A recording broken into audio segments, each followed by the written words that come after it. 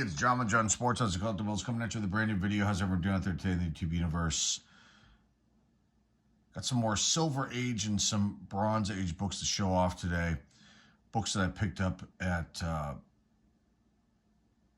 my LCS, multiple LCSs. These are in the cheapo bins, $3 bins. These are $3 each. And, some will stay in the collection like I always say in all these videos, and some will get cleaned and pressed and go in the box to maybe get graded at some point this year. And I wanted to talk about one thing that I failed to mention when I talk about this project that I'm doing here. Grading people in the comic book world. Some people love graded comic books, and some people can't stand graded comic books. And the reason why, and I got a bunch of books graded over the last few years and a couple of years back actually, and I think a lot of those videos are in the members only section. I might just bring those back into the regular section so people can watch them, since I'm getting new viewers that are interested in these comic book videos. And I think my rationale behind this is obviously the value matters. When you get a comic book grade, it ups the value because you've got an accurate grade then of the book, and you're just kind of spitballing it. But preservation is the other thing too. When you're talking about these Silver Age books that I have, and even some of the earlier Bronze Age books, which I hope to get graded at some point, it's preservation. I mean, I'm thinking of a collector that isn't looking to like read these, that they are going to want these books preserved, encapsulated, and basically, appreciate the artwork too. And I talk about these artists and every time I do these videos now too, because that for me is key. I'm drawn to comic books because of the art on the front cover. And it might not even be a key book. It might not be even a character that, was one of my faves growing up. It might just be an interesting cover. And then the artist is very, very important for me as well. So anyway, that's what the project's all about. Okay, so this first two are Bronze Age books. This first one is Amazing Adventures number 34 with Kill Raven. I have no Kill Raven books at all. And I don't think I have any Amazing Adventures books unless I've showcased them recently in the videos, and I can't even remember anymore. So this series started in the early 60s. And Jack Kirby and Steve Ditko did a lot of the artwork back in the 1961 series. And these are from the 1970s series. So we're looking at issue number 34. And let me pull that up here. Issue number 34 from 1976. You've got Petra Goldberg, Craig Russell, Gasper Saladino, Denise Wohl, and Irv Watanabe were the artists. Writer Don McGregor and the editor was Marv Wolfman. Came out, and the publication date is December 31st, so New Year's Eve, 1975. And then let's see what it says here about this number 34, who did the cover artwork. Let's see what it says here. The cover artwork was P. Craig Russell. Is he listed in the other information? He is, Craig Russell. So Craig Russell did the cover for this. A pretty cool cover. And values on this book, raw average values, $3 to $5. 9 $8 $73, 9 2 $55, an 8 $42, a 6 $13, and a 4 $5. This like I said, I kind of like spitball it. I kind of glance over the book, see what kind of flaws are on here, and give my general assessment of what I think this is going to grade out as. And I think this is going to be at least an 8, probably a little higher. So there's issue number 34, Amazing Adventures. Nice book right there. Let's put that over there. Next one is Amazing Adventures number 35, War of the Worlds. Again, a Kill Raven cover. The Threat of the 24-Hour Man. And this one, let's open up our information on this one.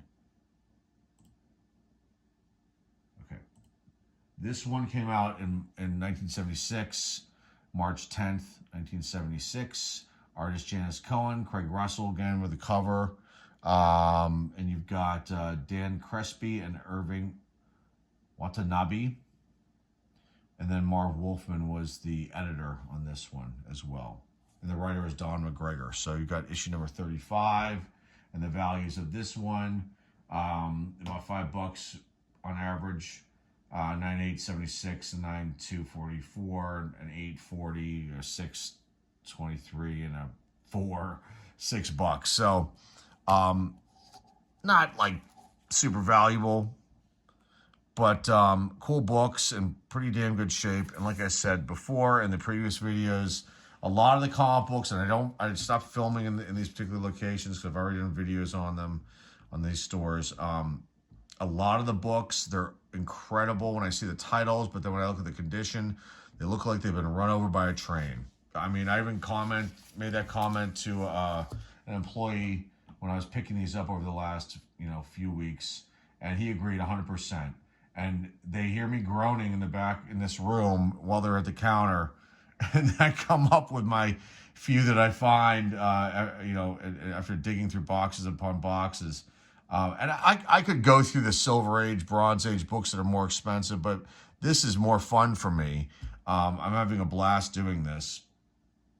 But they hear me groaning in the back when I find something that is like perhaps like a key or a kind of an important issue, but it's just so beat to all hell, and I just groan because I just can't understand how kids can do the things they do. Okay, so that was a nice book. This next one, this is a reprint. Marvel double feature featuring Captain America and Iron Man. Let's open up that one and take a peek at the information that I have on this one. Now these are this came out in 1974, January 8th, 1974. The cover date's from April 1974.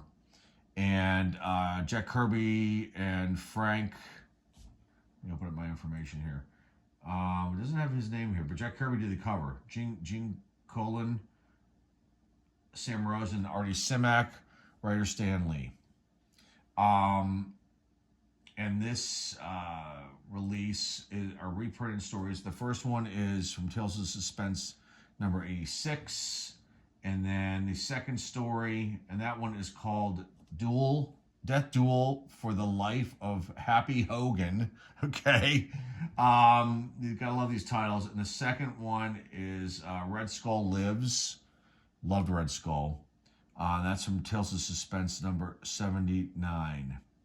So, love this Kirby cover. This is a cool one, even though it is a reprint. Pretty good shape. There is this like a ripple happening here. And at first I thought, is this water damage? And I went through the book, and the pages are like white, and it's in really good shape. And then when I went up to the counter, I asked the person working on this particular day if they had any idea why it looked like that. And they thought that something, like it was packed really tight, perhaps, and that it created this ripple. So this will come out in the press. I might have to do it a few times. It's just on the cover. It's weird, but it's definitely not a water like mark or anything like that. So a nice pickup right there. Bronze Age pickup. These next ones, well, these next two are silver, and the last one is an early bronze. So this next one is a short run, kind of like an offshoot of Sergeant Fury, Nick Fury's release. But let me open up this information, and we can talk about this a little more. So Captain Savage and his Leatherneck Raiders. And the publication date started on these in 1968 and it ran into 1969. There were only 19 issues of this release. I'm sorry, 1970 it stopped. And it was a spinoff from Sergeant Fury and his Howling Commandos. books that I've featured here on the channel, and there was another offshoot, another spin-off of these kind of characters as well. Combat Kelly and the Deadly Dozen. So that was another spin-off from Sergeant Fury. They have a lot of war books at these locations, and westerns. I love the westerns. I love the war books too. They are not sought after. I do think that they are overlooked a lot. And just because because I think they're cool as hell, and the art is wicked, and the stories seem to be pretty cool too. So this one came out in 1968, August 10th, 1968. That's the publication date. Dick Ayers and Artie Simek were the artists, and then Arnold Drake was the writer, and Stan Lee was the editor on this one. On this issue number 5. It does have a crease going on here, so it looks like somebody folded it, or maybe it was mailed out. I don't know. It couldn't have been mailed that way. I don't even think they had subscriptions back then. Maybe they did. But it looked like maybe somebody folded it and was carrying it around. So there's like this kind of a crease going in, in the book right here, but not too bad. I think that I can press it out. I mean, it's got minor wear on it. It's a I think it's a 4, something like that, grade wise. And this one might stay in the collection. But values on this, there are really no values I can show here on this one particular website that I look at when I spew these numbers out in these videos. But on average, about $5 for this one. And there have been a bunch graded. Excuse me, about 27 copies. I mean, it's not a sought after title. But I still think that it's awesome, and that's issue number 5. I've got one more here from this run, and that's issue number 4 with this. You gotta love this cover, the faithful finale. The bombshell battle with Baron Strucker reaches the fateful finale. This is issue number 4. It's got like some creases, crease marks here in the corner. But overall, it's not that bad. Probably like a mid-grade kind of book. Dick Ayers, Irving Watanabe were the artists, and then the writer Gary Friedrich, and then just his publisher Marvel. Publisher is Marvel. Editor Stanley. And this one about $5 on average.